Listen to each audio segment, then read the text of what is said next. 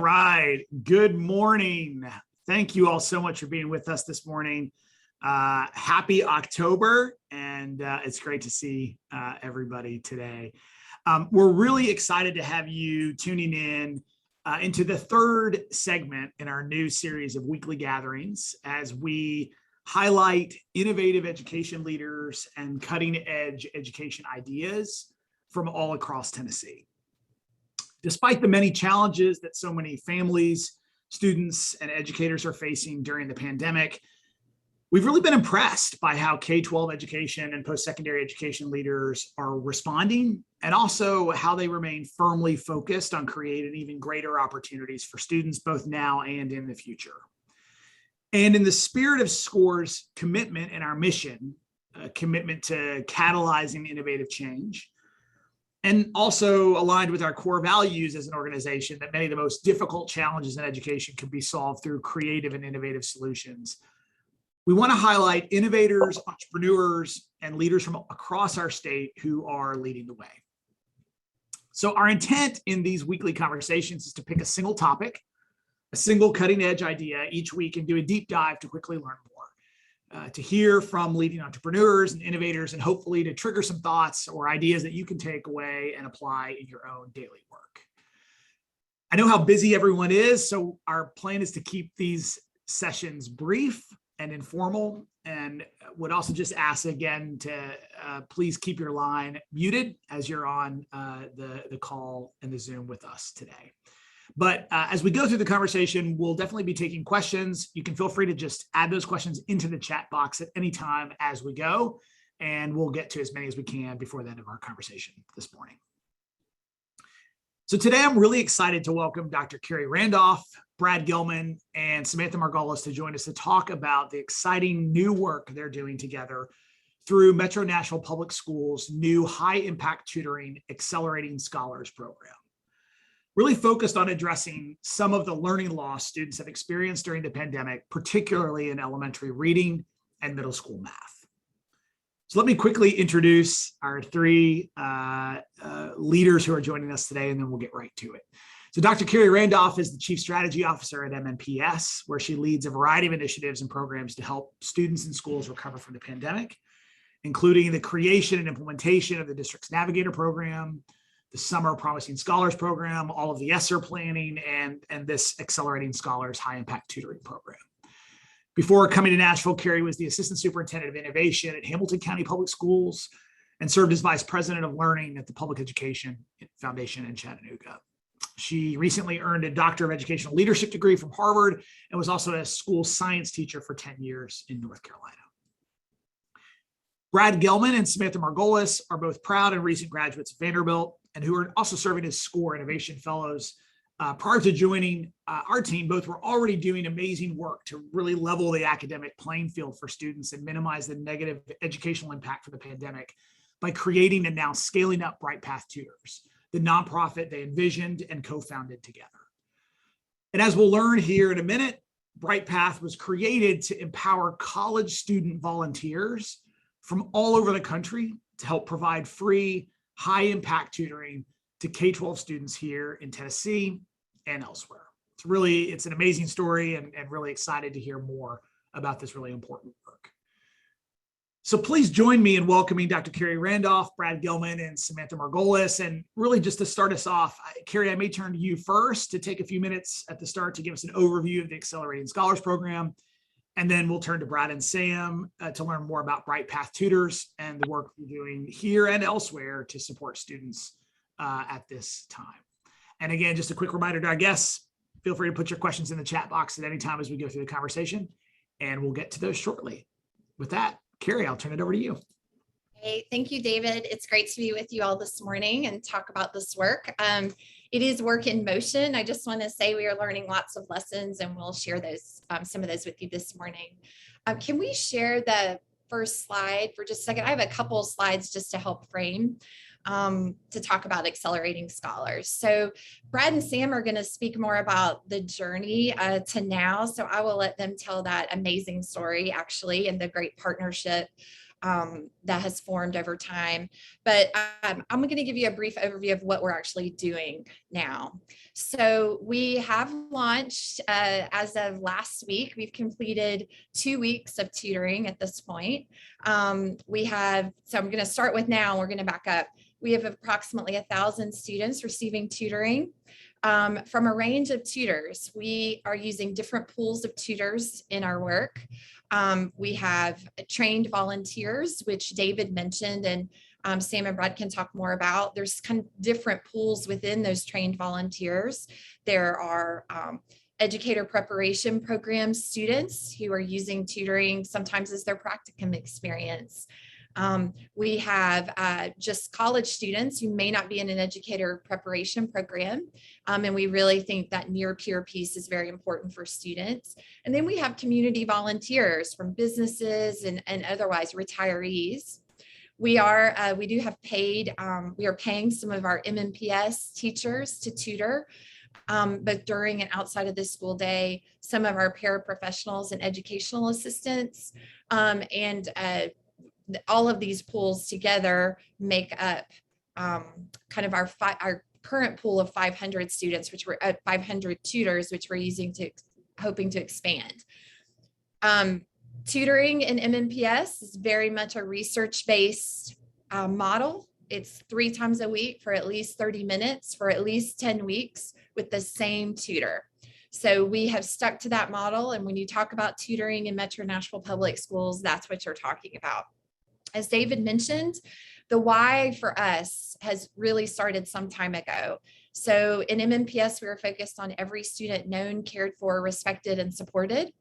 And personalization is a key goal in that.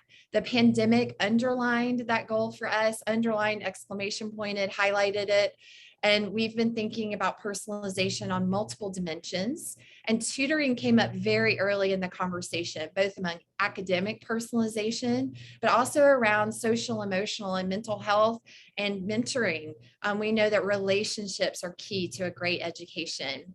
So we from the beginning have been thinking about tutoring and how to scale it. And because we've been thinking about it from the beginning, we don't think it is just a recovery strategy. We have been building it, trying to build a system that's sustainable. We do have funds right now through ESSER, and we've seen some districts across the country that we've talked with really go deep on paid tutoring services that can cost between $2,500 and $4,000 a student, which we think could probably be very impactful for the student that receives that, but is not sustainable in the long term. So because we believe that tutoring is a intervention and strategy for the long term, and it benefits every student, we have worked from the beginning to create something that we can sustain beyond 2024 when our ESSER funding ends and Tennessee All-Core funding ends. So having said that, when we have started the pilot, and you'll hear more about that from Brad and Sam. I want them to tell that great story. We're trying to be very intentional about how we launch. So if you look at the research base, early literacy is a key area where tutoring has shown to be very, very impactful, and as well as math. And our data backed that up, middle school, high school math. We know that Algebra 1 and those types of math skills are key to a student's post-secondary success. So we started there, as well as with first, second, and third grade literacy. We've been very intentional about the students we've targeted. So because most of our tutoring is happening during RTI2, or we call it personalized learning time during the school day, so we get that high dosage. We have targeted students between the 25th and 60th percentile. So these are students who aren't in tier 2 or tier 3 interventions, but we know need help.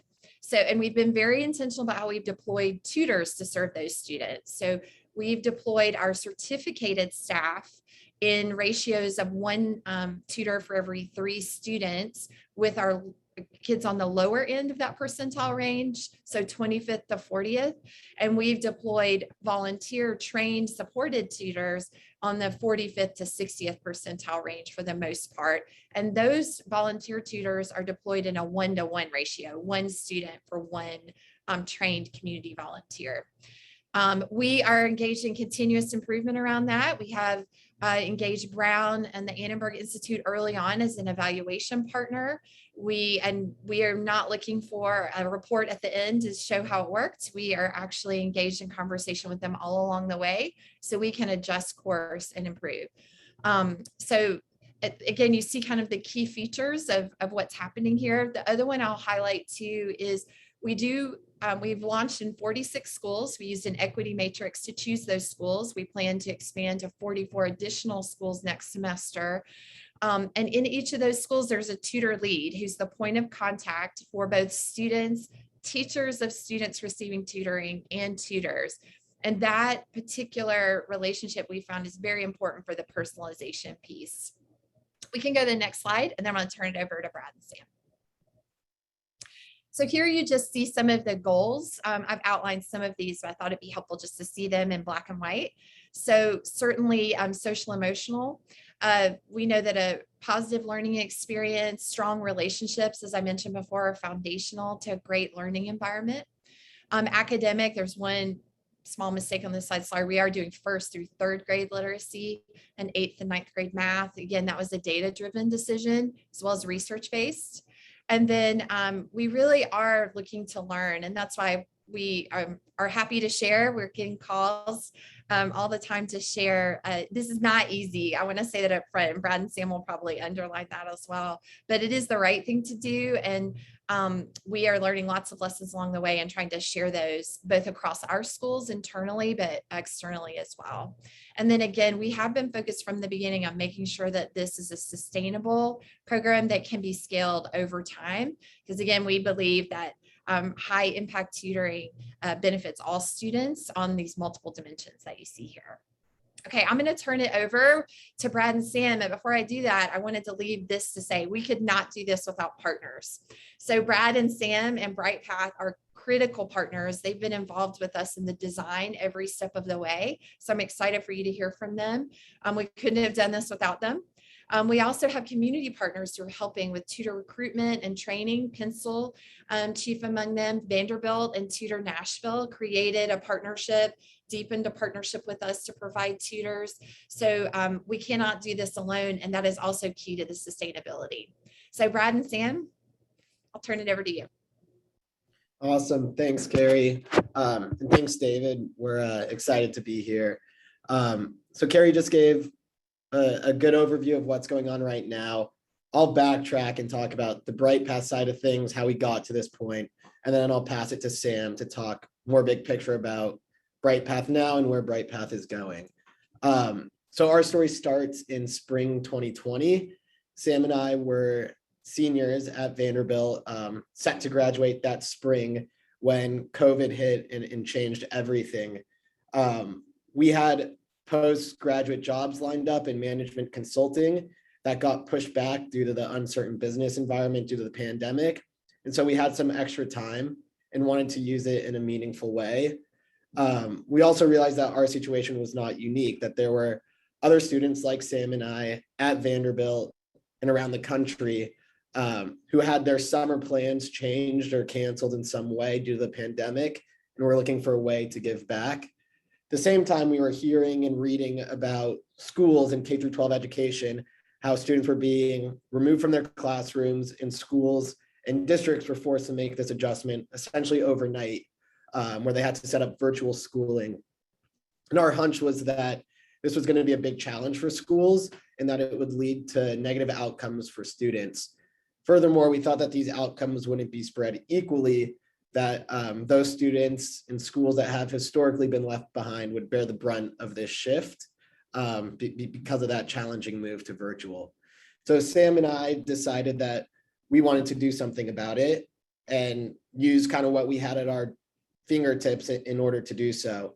So our idea was to leverage our college network, both at Vanderbilt and beyond, and rally college students to provide free one-on-one virtual tutoring while students, work on recovering and then thinking long-term about using tutoring as a device for personalized instruction during the school day. We were fortunate enough to get linked with Vanderbilt, other partners early on, SCORE, Tennessee Achieves, through their Better Together work. And we were able to do that through our network using our Vanderbilt professors, our friends at school, other people we knew. And we developed a platform that facilitated a lot of the tutoring functions. So it worked on scheduling, tutors apply and get background checked through our platform. And we launched this kind of minimum viable product in August with 50 tutors, primarily Vanderbilt students, working one-on-one with 50 Metro Nashville Public Schools students in August of 2020. Since then, we've grown rapidly to the 1,000 number that Keri mentioned. And that's been thanks to our partnership with the district. We've been able to embed ourselves further within the district through the Accelerating Scholars Initiative, which has allowed us to enhance both the quality of our tutoring, but also the quantity of students we're able to serve. And the other thing that's contributed to our growth has been our partnership through SCORE. Sam and I coming on as innovation fellows and working with the great people at SCORE and having their support has allowed us to really expand a lot more quickly than if we were on our own. So it's been a really exciting, meaningful year and a half working on this. And we're very excited to be launched as of 2 weeks ago for this fall, and excited about what the future brings. And to talk more about that, I'll pass it to Sam. Thanks, Brad. And yeah, so as Brad mentioned, we've been excited to scale this up quickly. We've used research and our partnership with the district to make sure that we're really providing students with an intervention that will work. And we're thinking about growing it and ultimately hope to serve 7,000 students in the upcoming school year. So we know that this model of tutoring works based on research. And right now, districts across the country are struggling to implement it at scale because of the lack of logistical support, technology, and tutors that are necessary for the program to work. There's so much that goes into creating this program, as Keri mentioned before. Things like coordinating schedules, logistical issues like headphones, and things that we wouldn't even think of. So our hope for BrightPath long-term is that we can continue to partner with districts closely like we did with MNPS and figure out what they really need to make this type of tutoring, high impact tutoring work at scale, and then provide them with the technology that's necessary to do that, and also with the tutors. So we plan to continue to recruit college tutors and set up semi-autonomous chapters at different college campuses, similar to the one we have at Vanderbilt, so that tutors can tutor the school districts right in their own backyard. And then also continue to partner with community-based organizations like Pencil, who can come through our platform. In the short term, we want to set this up in Tennessee, and then long-term to expand nationwide. And I'll turn it back to David for questions. Awesome. Thanks, Sam. Thanks, Brad and Keri. Really appreciate y'all sharing that. So I'll jump into questions here, and also would just note, if you have any questions about what you've heard so far, or questions about sort of the design in Nashville, or about the work that BrightPath is doing, feel free to just include a little a question in the chat box, and we'll be sure to get to it. But Keri, want to start with you. Can you talk a little bit more about why MNPS decided to go all in on high dosage tutoring? Maybe talk a little bit about what sort of the research shows around this intervention. What are some of the kind of core fundamental requirements to do it in the right way? I think as we sort of look across the country, I think there's no question that sort of MNPS is ahead of a lot of other places in terms of, sort of leading with this specific intervention. So we'd just love to hear a little bit more about why tutoring, and sort of what the research base was that you pulled from here. I appreciate that, David. Yeah, it's interesting to think of us as ahead, because I feel like we're learning so many lessons, but I think that is the case. In our field, and as somebody who's been in K-12 for a long time, research is really important, but we don't have that many interventions or strategies in education that are as definitive on impact as high dosage tutoring, to be clear. I mean, the research is so clear here. We're not talking about tiny effect sizes like sometimes we see in K-12. So when you look at it, I mean, in the model we've talked about, so we know we need that high dosage, so at least 3 times a week for at least 30 minutes. That's very clear with a trained tutor. You can see anywhere from 5 to 15 months of additional growth in a student. I mean, that is tremendous, and particularly in early literacy and math, which goes back to that decision-making frame that we use. So, I mean, I would say in that way, it makes a ton of sense, right? And when we were looking and thinking, I think that has always been true. I mean, that's not a pandemic finding, right? But when we start to think about recovery from and relief from the pandemic for students and acceleration, which is the way we've thought about it and why we call it accelerating scholars. This was really a no-brainer because of the research base and because of the need that we have. So I would say that decision was really easy. And luckily, at about the same time, you have a lot, and it's been part of the national conversation. So because it's been elevated, so much attention, the research base is very strong.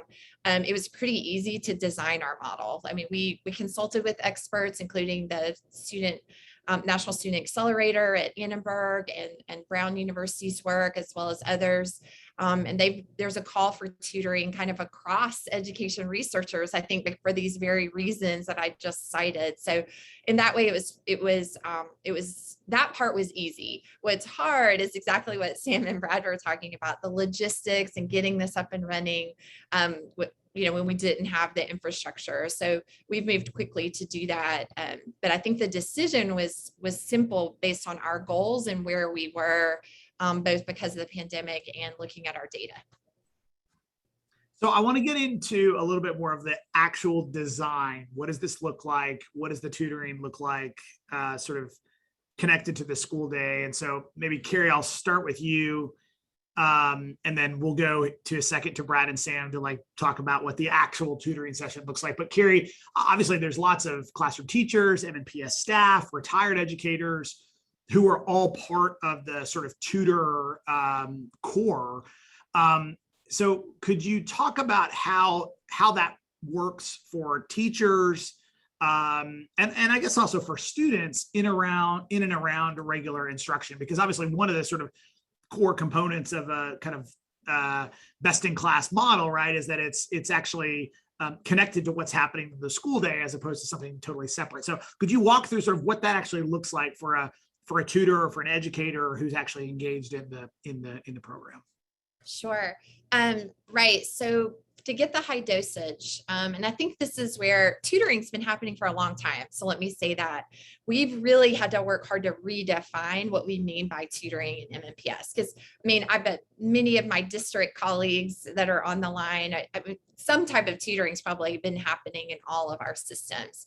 I think the key shift for us was around high dosage and thinking hard about impact. So we set some guardrails for schools. So these 46 schools that I mentioned that were chosen through our equity matrix, we early on set guardrails for them about what this had to look like, that they then had some freedom within. So it doesn't look the same in every school, to your point. So I can speak a little bit to that, but we said this. We said it has to be protected time during the school day, and a student cannot miss any core instruction, right? Absolutely not. They can't miss recess. They can't miss any of those things. So where it's mostly where it is focused in every school is during that personalized learning time, or RTI2 time, depends on the system. We call it personalized learning time. And a student can't miss a required intervention under statute or policy, but they then are in a PLT class, which they would normally attend. If they're being tutored virtually, and if it's a community volunteer, they absolutely are right now in particular, you'll see a student sitting in the back of the room with headphones on, with a mic, hopefully in a quiet space, working with their tutor. If it's an in-person situation, that teacher during PLT, it's their planning time, and we're paying them a leadership stipend to do this. So they will come, that student will go, usually in groups of 3, those students, same grade level, same subject area, will go to that teacher, or that teacher will come and get them, and they work in a small group. So the mechanics look like that. I will say we are tutoring in the before and after school space. And this is where we've seen a lot of people focus, but we have tight parameters around that because you've got to have that consistent attendance. And so if we're not providing transportation, the students who are being receiving tutoring before and after school have consistent attendance in a before or after school program. And that's a key feature. And if that wasn't happening, we have not approved or schools to do that. We've been held a firm line there. They can't just show up every now and then. This has got to be that dosage. So hopefully that answers. Did I answer all the parts of that question? Yeah, absolutely. And I'll turn it over to maybe Sam and Brad. Talk us through a little bit more about what the experience actually looks like for a tutor, for a student. Is there a platform that they're using? Like, what's the actual experience look like for the student and for the tutor? Yeah, so for the tutors and students that are working together virtually, they both log in through the BrightPath platform. It's really easy for students. They just click on through Clever, they click join session and their tutor's there waiting for them, ready to work. And then the actual sessions, what's so great about tutoring in such low ratios is that they're all pretty different because the tutors are really focusing on what that specific student needs help with. But we do provide some guidance as to what a typical structure should look like. And then we sort of let tutors and students adjust it from there. So we spend the first few minutes sort of just having a conversation, working on building a relationship. And then the majority of the session is focused on the actual curriculum and content. We worked with TNTP to design a training that aligns with MNPS's curriculum. So tutors and students are working on generally what the student's working on in class. And then tutors also communicate frequently with teachers so that we can be sure that this is really aligning from the day-to-day and that students can be focused on what they need the most help with, but different from what they're receiving in a bigger typical classroom setting. And then we typically instruct tutors to spend the last few minutes wrapping it up and discussing what they want to get out of the next session.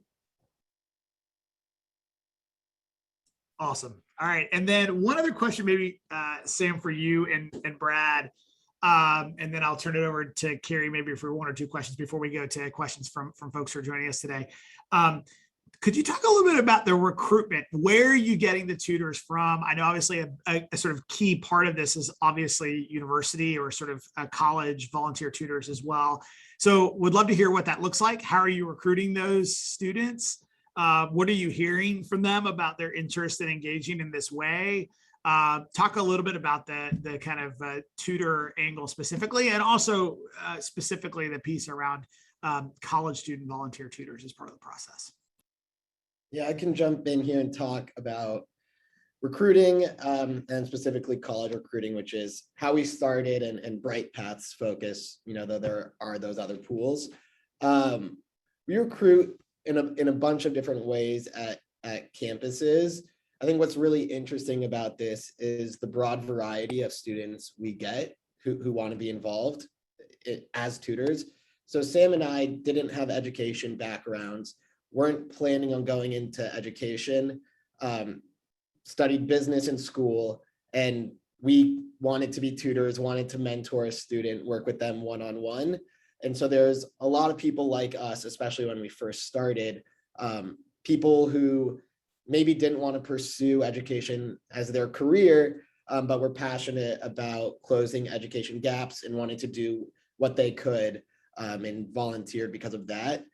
As we've grown and developed more of a brand and established more partnerships, we've also taken on more tutors from more the other end of the spectrum.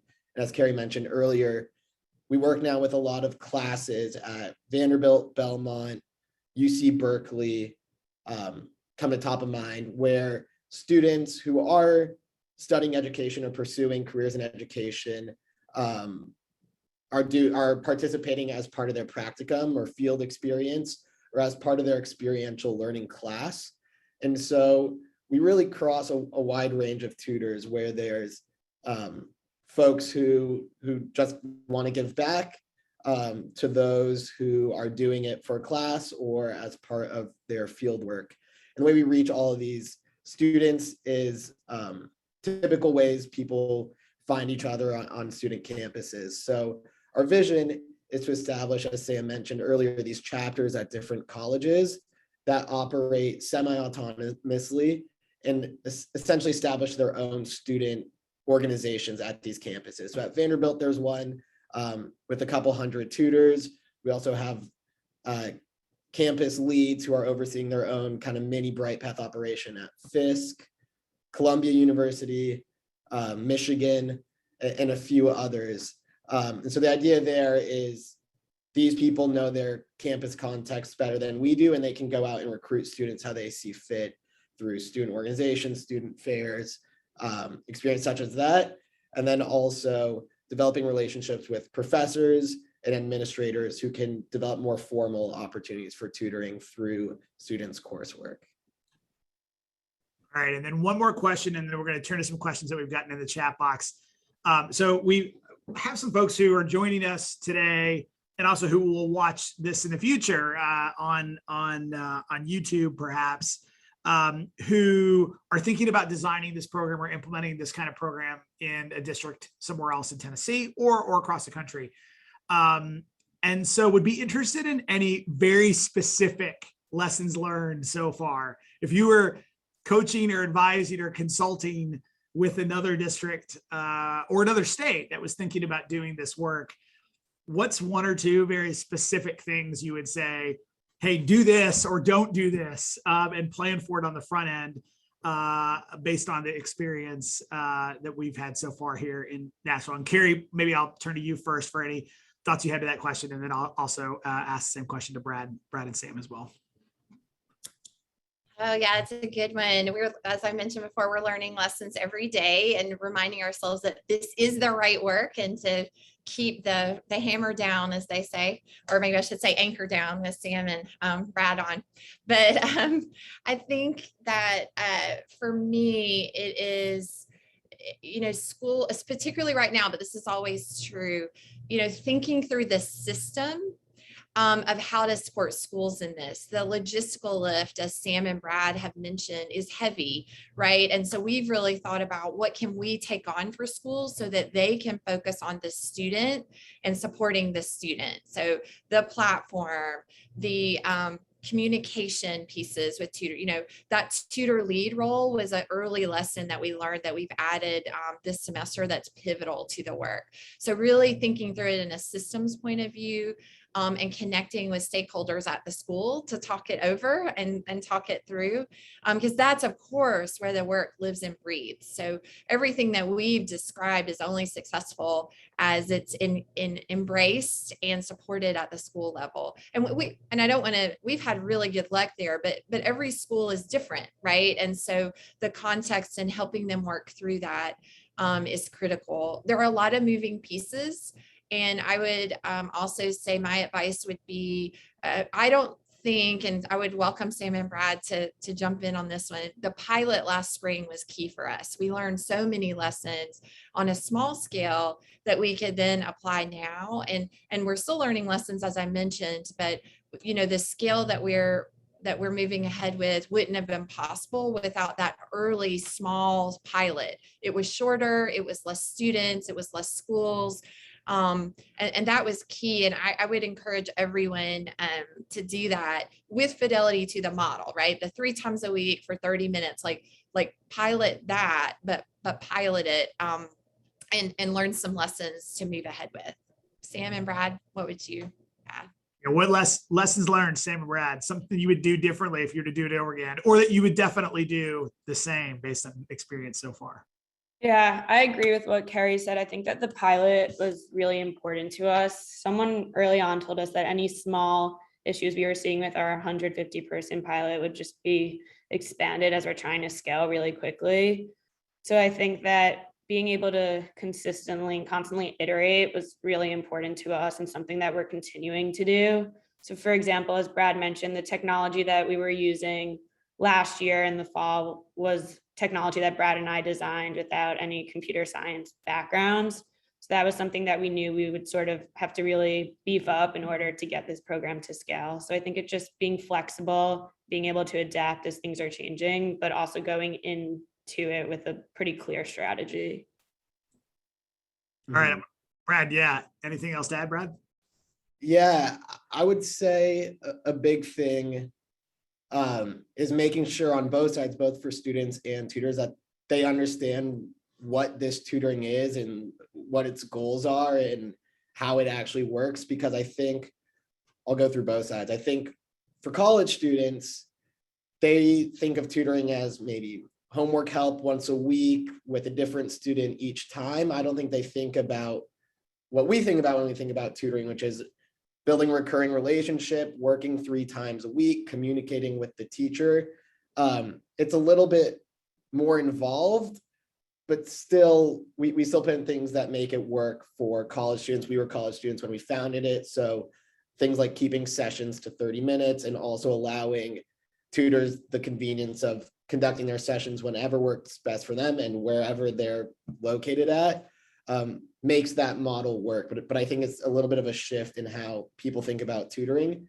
And on the student side, I think it's important that students don't have a stigma associated with tutoring, that we tutor a broad range of students, from those who might need a little extra help to those who might not. And it's more about having someone who can help accelerate you, push you, provide socio-emotional support, and not tutoring. And I think, or not, secondary teaching because a student needs it.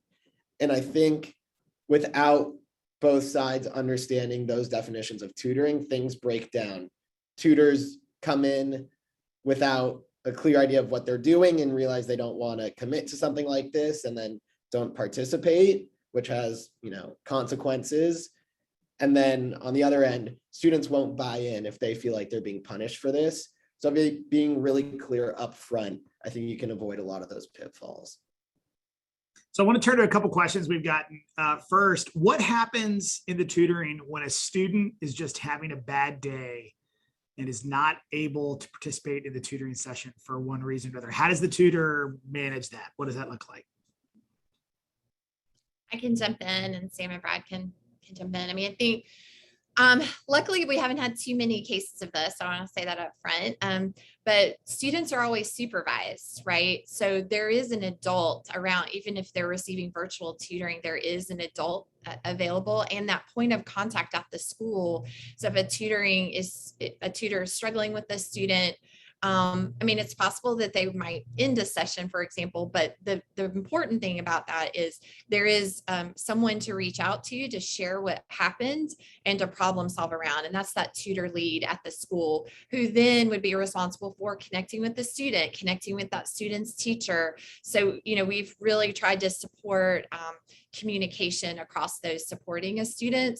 So if situations like this or others happen, there's there's a feedback loop to address it. Next question. So what is your favorite success story so far? Sam and Brad, maybe I'll start with you. Yeah, I can jump in here. One of my favorite things from this summer was that we sent out a blast email when we were getting ready to recruit to all of our former tutors. And it was sort of like, you tutored last year. We have a new program this year. We'd love for you to sign up. We got back a number of emails saying, I would love to, I'm sorry, but I can't because I'm actually still working with my student from last year, which just speaks to the relationships that are really formed. The expectation we set is just for students and tutors to work together for 10 weeks, but we've heard of numerous cases of students and tutors continuing to work together. One specifically, one of our first tutor-student pairs, they started working together right when Brad and I started BrightPath in 2020. And the tutor was helping the student with applying to college. Now the students enrolled in college and they're still working together and working on their college coursework. So that's been awesome for us to see the continued relationships. Great. All right, Kerry, yeah. Any questions? Or any answer to that question, Keri? Yeah, I was going to share one recently from one of our youngest learners. He's in 2nd grade, and his tutor was ill one day and so missed a session. And he wrote the tutor a note just about how he was so glad to have her as a friend, and he hoped that she felt better, and that he really looked forward to working with her more because she helped him so much. Like when you come on. I mean, that kind of relationship building. So that's another example. I think what Sam was describing with an older student, but on the younger end. I mean, it's not easy to tutor. So we try to be, to Brad's point, upfront about expectations. But if you want to have an impact on a student's life, like there are lots of cases where we can point to that. And if I can add one lesson learned that was a big one for me that's related to what we're talking about and what Brad shared about the student perspective. We developed training this year for students. In the pilot, we trained everyone else, right? We trained the tutor, but this year we developed some training that tutor leads shared with students, so they did understand the why of tutoring, and they did understand how to approach his tutoring session. And that, I think that's been really helpful and something that we will actually grow over time. So just wanted to add that little lesson learned. Awesome. All right. So I'm going to move to the last question here. This is the question that we're asking each week to the leaders and entrepreneurs and innovators in education to take a step back and think about, from your perspective, what 20 years from now is going to look different in the way we think about education. What do you want to look different? What do you think is going to look different? And sort of do a little bit of forecasting for us about where we're going. Keri, do you want to start? Yeah, it's a big question. I have lots of thoughts, but I'm going to kind of stay in this lane. Around tutoring a bit. Students spend 20% of their time in school. And in many ways for a kid, it's what happens in the other 80% that is such a difference maker. And we have vast equity issues in that 80% space, right, for all students. And when I think of something like tutoring, which as we've talked about it and experienced it, and students are experienced, it's about relationships and personalized support. I would love to see that, that education is a community endeavor, and it's wrapping around a kid, and it doesn't only live with Metropolitan Nashville Public Schools. It's really about our kids and all the ways that we can support them. And I think tutoring is a way that we've created as a pathway to support students in a robust way. But there are so many ways to do that. And I would hope we would see coherence and alignment and coordination so that kids are not falling through the cracks, and that holistic education that happens not just in school, but outside of school is connecting them to the life that they want to live. Awesome. Sam, what's going to look different? What do you want to look different? Yeah, I think sort of adding on to what Keri said, I think that technology will play a big role in making that happen. So like without technology, for example, the tutoring that we're doing at this scale wouldn't be able to happen. But now we can have volunteers virtually videoing with their students from outside of the classroom. Just beyond the classroom, learning can really happen from anywhere. Students can have access to learning at their fingertips from wherever, whenever. Can also use data and AI to really target specific students and make it more personalized. But I think we need to keep in mind that technology is not deployed equitably right now. We need to make an effort to make sure that technology is used in the right ways and that it's fair in the way that it's being deployed and used. All right, Brad, our last forecaster. What's going to look different 20 years from now? Yeah, I think this is also kind of going off what Keri said, but I think this movement is underway. I think it's going to continue to accelerate, but it's the idea of supporting the whole student and thinking beyond the traditional four walls of the classroom and the way we think about academics and how students learn. So I'm excited to see more how schools think about socio-emotional learning, how they think about mentorship opportunities with teachers and coaches, how we continue to personalize instruction and allow students to identify and focus on their passions, And then also the community engagement piece, how students realize they're part of something bigger than just their own education. And so, yeah, I think that's already underway, but I think this kind of reorientation about supporting the whole student is going to continue over the next 20 or so years. Awesome. All right, so we said we were going to keep these to about 45 minutes or so, and want to really respect everyone's busy Friday. But again, to Kerry, Brad, and Sam, thank you all for being with us, for sharing the exciting work you're doing, and honestly, thanks for leading. This is really important and new work, and the work happening here in Nashville, certainly leading the way across our state and across the country. And looking forward to staying updated on what I know will be many more exciting announcements and updates ahead. Before we close, I want to also invite all of you to join us again next Friday, same time, October 8th, as we'll welcome Dr. Anthony Wise from Pellissippi State Community College and Christy D'Alejandro with Tennessee Achieves to update us on college access, persistence, and completion work that they're doing through a program called Knox Promise. Knox Promise has been offering 3 high impact supports to every Knox County high school graduate who's eligible for Tennessee Promise.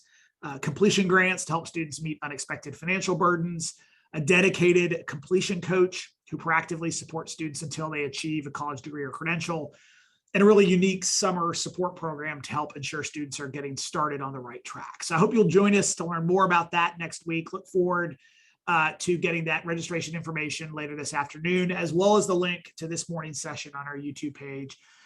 And thank you all again for joining us this morning. Hope you have a great day, great weekend, and look forward to seeing you all soon.